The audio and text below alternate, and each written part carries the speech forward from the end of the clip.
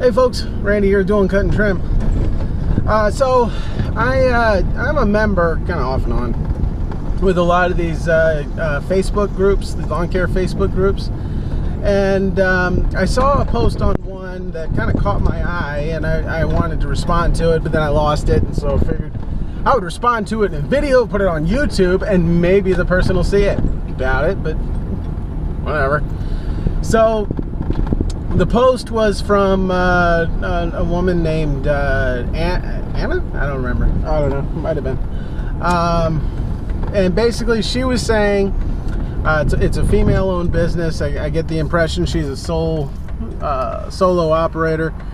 And in the post she says she's got a customer. She really likes the customer, but it's not in the greatest part of town. And she was servicing the property, and one of the neighbors came outside. It was a dude. Apparently he was drunk, and he was hitting on her or harassing her, and made her pretty uncomfortable enough that she went and bought some mace right after, so that she'd have it with her whenever she went there. Her question was, should she keep the account and just kind of put up with the harassment? I think actually it's happened twice. Like, she's gone there twice, and this guy's come out inebriated, bothering her both times. And so she's like, should I keep the account, or what should I do? So I get that the situation's a little different because it's a female and the harasser is a male. I understand that changes the dynamics of things. But the truth is, as far as the response to something like that, my response would be the same regardless of if I was a woman. I would still handle it the way I'm about to tell you. So excuse me. So in my business, I want as few friction points as possible, and I want to deal with as few stressors as possible. I have a lot of stress in my life. On top of that, I'm a business owner, which means I have a lot of stress in my life. I'm a solo operator that uses old equipment, which means I have a lot of stress in my life. So any opportunity I can take to minimize the stress or the friction, I'm going to take that. So if I was in a situation where I was showing up on a customer's property and they had a neighbor that was harassing me in some kind of way, I don't know what that way would be, but if they're, I don't know, if they were like saying I was going to their property line and they were constantly coming out and giving me a hard time, I'd drop the customer immediately, especially if there was any kind of a safety component at all. I would drop the customer. Most of my properties are $35 per cut, and $35 is not worth me fretting over my safety, like, at all. So if I was in the position where if I was a female being harassed by a drunk male, I definitely would not put up with that at all. And so I would let your customer know, like, hey, your neighbor's harassing me. I'm not comfortable coming out there with this guy acting like that. So I'm not going to be able to service your property anymore. Here's a reference for somebody that I think would be good. I have a couple of businesses that I refer people to. If I can't take the job, or if I'm not, I don't know, get a bad vibe from the customer, I've got companies that I can refer them to, and that's what I would do in your situation. I've had situations that not the same as that, but close enough to be analogous. I had a customer that hired me. It was $35 per cut, and it was a townhouse, which means they were going to be in and out in 10 minutes. $35 for 10 minutes. And I showed up on that customer's property, and this looks like it is not grown at all. Bummer. Yeah, this hasn't grown at all. I'm gonna have to let this guy know. Yeah, I'm not cutting this. That would be like stealing. Oh well. Anyway, so because Oh, I'm sorry. I'm getting all... I shouldn't have done that. I'm sorry. Refocus. So it was a 10-minute job, $35 per cut, weekly. Very nice deal, townhouse. But it was in a part of my service area that's kind of hit and miss. There's this area in my service area where one street is nice, the next street is a war zone. Next street's nice, next street's war zone, you know, and it's like, so it's kind of hit or miss. So I showed up at that property for the first time, and it was war zone.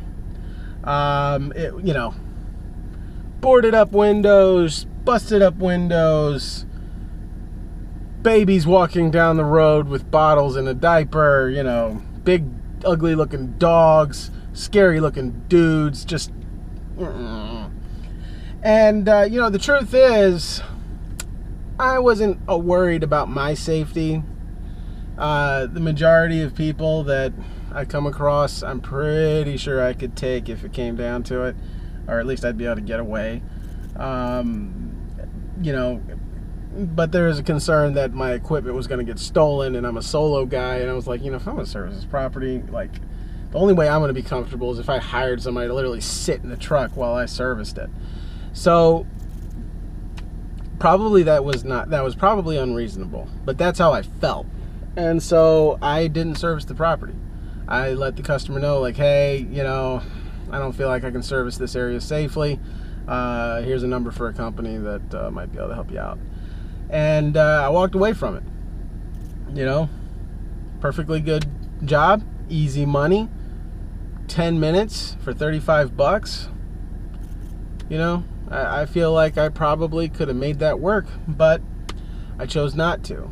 I put my safety above the possibility of something happening.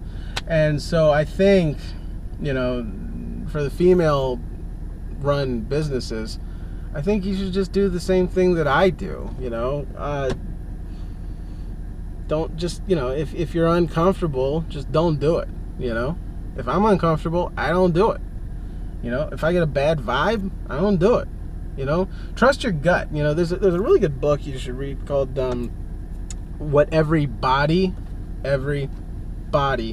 is Saying, and it's a discussion. It's written by an FBI agent, and it's talking about body language and, you know, how to read it.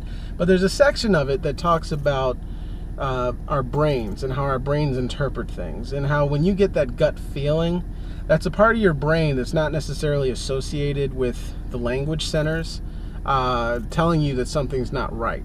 And that part of your brain is picking up on things that unless you're trained to do it, you can't verbalize. But it's letting you know something's not right about this situation. So when I get that bad feeling in my gut, I go with it. Because there's something in my brain that's picked up on something that's telling me this isn't a good idea. We need to move on from this. And so trust that. You know, if your gut's telling you there's a problem, dude, if you saw somebody and they inspired you to go buy some mace, that money is not worth it at all. At all. I mean, come on, man. You know, you're going to walk around like thinking like, man, I hope I don't have to use the mace today. No, that's not worth it at all.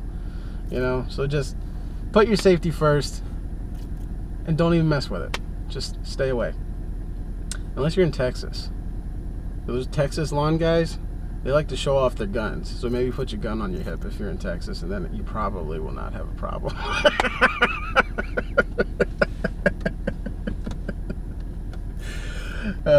I've thought about that, but man, I'm in Maryland. I think if I had a gun in the truck, I think the cops would smell it on me and arrest me. That would just be, ugh.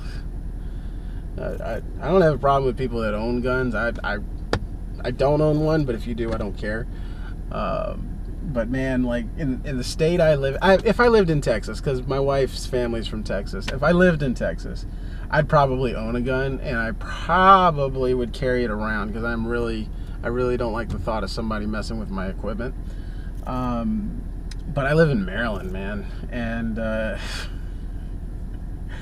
impression I get is even if you do have a carry permit, it's just not even worth it, you know. There was a guy, this has probably been like 10 years ago, 10, 15 years ago. There was a guy that somebody showed up at his door and was like yelling at him, screaming at him, like, you know, cussing at him. And so he called the cops, you know, and he didn't open his door, but he was like, hey, I'm calling the cops. So he called the police. The police are on the way. The guy's like busting on his door, banging on his door, trying to get in. And the guy says, hey, I've got a gun. I'm holding it right now. You need to get out of here. You know, and so the dude finally, he leaves. The cops came and they arrested the dude for threatening him with a gun. So that's the state I live in, you know. No one ever actually even saw the gun. For all they know, he was lying. But he got arrested.